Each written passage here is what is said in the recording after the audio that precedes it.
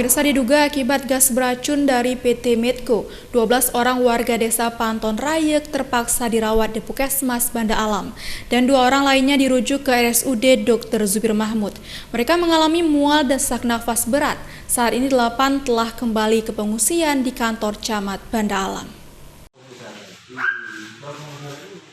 Menurut informasi dari warga setempat, sekitar sore tadi terasa bau menyengat dari arah sumur gas yang berdekatan dengan desa Panton Rayek T. Beberapa orang merasa mual dan sesak.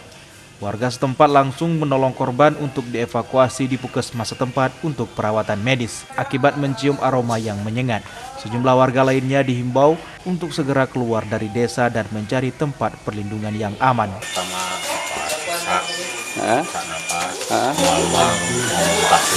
Memuntah. Terasa baunya gimana, Bang? Kayak apa ya, kayak karet dibakar. Oh, kayak karet busuk ya?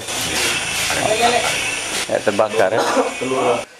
Dr. Zulkifli, Koordinator Medis Emergensi Dinas Kesehatan Aceh Timur menjelaskan bahwa rata-rata keluhan pasien mengalami mual dan sesak nafas, diduga akibat terhirup udara menyengat yang diduga berasal dari PT Medco. Dari Kabupaten Aceh Timur, Jufri Zainuddin, iNews melaporkan.